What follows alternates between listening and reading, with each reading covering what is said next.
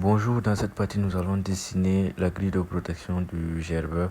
On va prendre le plan de dessus et on va commencer avec un rectangle, un rectangle et la ligne de construction pour la symétrie. On va passer aux différentes cotations.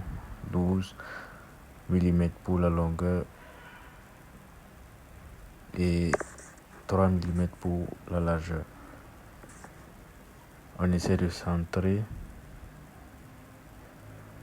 et on essaie de centrer. Ok, après ça, on va passer à la symétrie directement. Et juste après, on ajoute la cotation entre les deux éléments qui fait 285. On va sortir de l'esquisse et utiliser la fonction bossage. Et on va juste mettre la mesure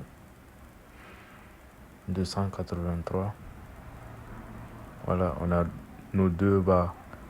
On prend la partie gauche comme l'esquisse et on ajoute un cercle. On ajoute les différentes cotations.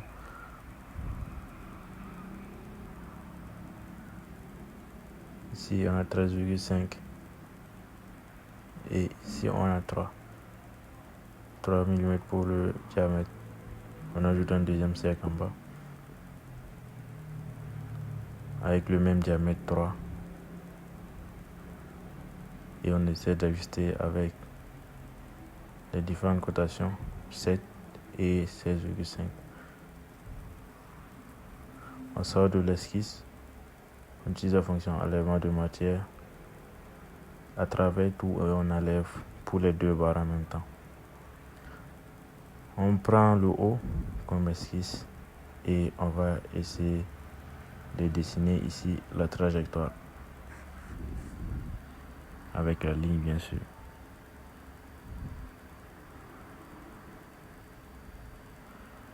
On a notre trajectoire et on va passer à la cotation 25.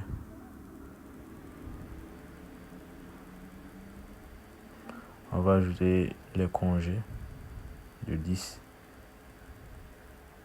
et on sort de l'esquisse. On va utiliser la répétition.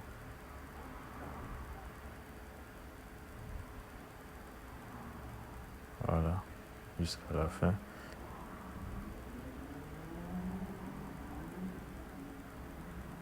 On va donner le nombre d'éléments de répétition, la direction.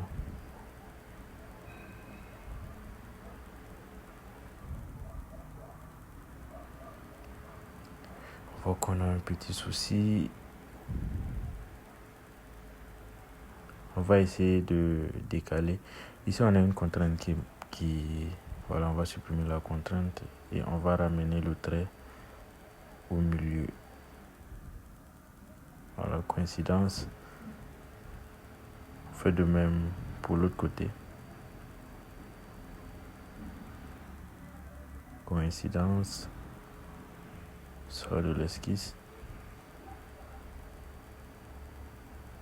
Voilà. On va utiliser le profil circulaire qu'on va mettre directement parce qu'on voulait un profil circulaire avec un diamètre de 3 mm. Ok. Et on va maintenant faire la répétition de cet élément. Une répétition linéaire. Jusqu'à la référence, on va sélectionner la référence, c'est-à-dire la partie du bas.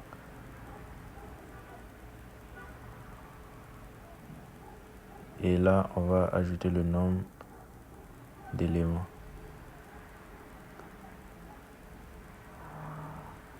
Et voilà, c'est bon. On va monter à 25. On passe 30. Oui. Et c'est bon pour la grille. Merci.